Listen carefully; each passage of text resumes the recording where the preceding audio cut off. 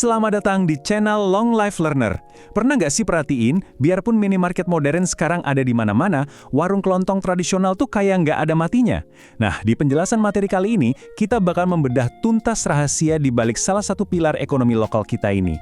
Ini tuh sebenarnya model bisnis rumahan yang luar biasa tangguh loh. Dan hari ini, kita bakal kupas tuntas bareng-bareng gimana caranya bikin warung modern yang menguntungkan. Oke, mari kita bahas lebih dalam. Pasti banyak dari kalian yang pengen banget punya bisnis sendiri dari rumah, tapi suka bingung kan mulainya dari mana? Nah, lewat panduan ini, kami mau tunjukin peluang besar buat ngebangun bisnis yang bukan cuma kebal krisis, tapi juga lincah banget buat bersaing sama retail-retail besar. Kalau kalian lagi nyari peluang usaha dengan perputaran uang yang sehat dan risiko yang gampang dikelola, wah, kalian ada di tempat yang tepat banget. Biar lebih gampang, ini dia peta jalan kita hari ini. Kita bakal membahas peluang bisnis toko kelontong, rincian modal dan persiapan, strategi lokasi dan pasar, inovasi layanan transaksi digital, sampai yang paling penting, manajemen keuangan dan menabung. Yuk langsung aja kita mulai. Kita masuk ke bagian pertama, peluang bisnis toko kelontong. Sebelum ngomongin angka, kita lihat dulu nih fondasinya. Kalian tahu nggak, toko kelontong itu sebenarnya udah jadi tulang punggung ekonomi kita sejak abad ke-19 loh. Awalnya dari pedagang keliling, sampai akhirnya mereka menetap. Terus pertanyaannya, kok bisa sih mereka tetap kuat di era modern gini? Jawabannya simpel, mereka punya semacam kekuatan super yang susah banget ditiru sama minimarket raksasa. Mulai dari interaksi yang akrab banget sama pembeli, harga yang seringnya jauh lebih murah, sampai jam buka yang fleksibel, bahkan ada yang buka 24 jam. Kedekatan emosional inilah yang bikin warung kelontong selalu jadi pusat interaksi sosial yang hangat di lingkungan kita. Sekarang, mari kita lanjut ke bagian kedua, rincian modal dan persiapan. Nah, sekarang waktunya mengubah mimpi jadi rencana nyata. Kalau ngomongin modal, estimasi awalnya itu ada di kisaran 6,7 sampai 10 jutaan aja. Ya, benar banget, kalian nggak salah dengar. Dengan modal yang sangat realistis dan terjangkau ini, kalian udah bisa jalanin usaha. Fakta ini sekaligus matahin mitos yang sering bikin orang takut duluan. Yang mikir kalau mau buka usaha retail sendiri di garasi rumah tuh butuh modal sampai puluhan juta rupiah. Padahal nggak sama sekali. Terus yang paling menarik di sini adalah gimana cara kita bagi-bagi modal itu secara cerdas.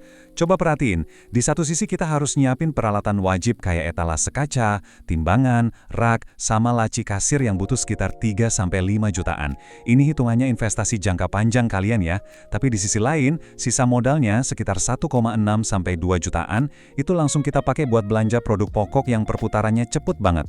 Ada beras, telur, minyak goreng, dan kawan-kawannya. Kenapa harus dipisah gini? Biar toko kalian langsung hidup dan bernafas dari hari pertama buka. Karena barang-barang inilah yang emang pasti dicari dan dipakai orang tiap hari. Tapi tunggu dulu. Punya modal uang aja belum cukup bikin kita tenang. Soalnya kita juga butuh payung hukum. Usaha toko kelontong ini masuk ke klasifikasi KBLI 47192. Maksudnya, kalian wajib punya nomor induk berusaha atau NIB. Kabar baiknya, zaman sekarang bikin NIB itu gampang banget dan cepet. Cukup lewat platform perizinan digital pemerintah. Jadi udah nggak zaman lagi tuh antri berjam-jam.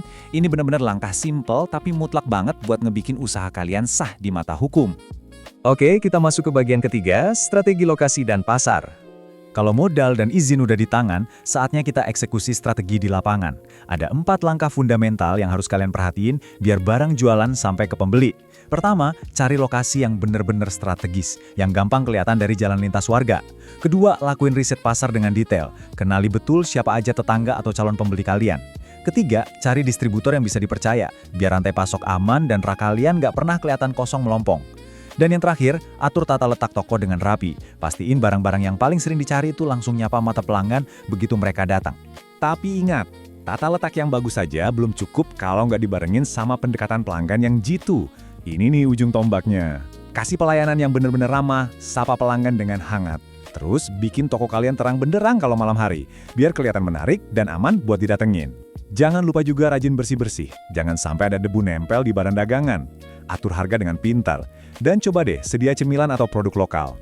Interaksi personal kayak gini nih yang bikin orang merasa nyaman. Sebuah sentuhan emosional yang nggak bakal bisa ditiru sama minimarket berjejaring. Lanjut ke bagian keempat, inovasi layanan transaksi digital. Nah, di bagian inilah kita bakal bikin warung kalian naik level jadi sangat modern. Kalau warung tradisional biasakan umumnya mentok jualan barang fisik aja ya. Tapi bayangin kalau toko kalian berevolusi jadi sebuah mini service point. Kalian nggak cuma jual sembako, tapi juga nyediain layanan transaksi digital. Mulai dari bayar tagihan, pulsa, token listrik, sampai isi saldo dompet digital. Ini tuh ibarat model bisnis hibrida yang bisa ngelipat gandain peluang pendapatan kalian secara luar biasa tanpa harus makan tempat di rak toko fisik. Keren banget kan? Dengan nawarin layanan kayak top up GoPay, OVO, atau Dana, itu secara otomatis mengubah warung kalian jadi semacam pusat layanan komunitas. Kalian ngebantu banget warga perkotaan buat hemat waktu. Bayangin, mereka bisa belanja beras, sekalian ngisi saldo digital tanpa perlu capek-capek jalan jauh cari ATM. Hal-hal simple kayak gini secara langsung ngebangun loyalitas dan rasa percaya yang kuat banget. Mereka jadi mikir 2 kali buat pindah belanja ke tempat lain, dan daya saing kalian pun makin tak tertandingi di tengah lingkungan yang padat penduduk. Terakhir, kita masuk ke bagian kelima, manajemen keuangan dan menabung. Disinilah letak uji nyali sesungguhnya buat para pelaku usaha mikro. Tahu nggak sih, kalau kita lihat alasan kenapa banyak warung akhirnya bangkrut, 42% beralasan kalau pembukuan itu terlalu nyita waktu. Jadi poin krusialnya di sini adalah stop bikin alasan. Nyampur uang belanja pribadi sama uang hasil jualan itu jalan pintas menuju kerugian. Memisahkan keuangan pribadi dan bisnis itu aturan dasar keselamatan bisnis yang mutlak dan sama sekali nggak bisa ditawar kalau kalian mau bisnisnya terus hidup.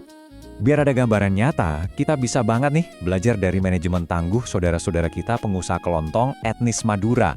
Mereka punya budaya menabung yang benar-benar luar biasa dan menginspirasi.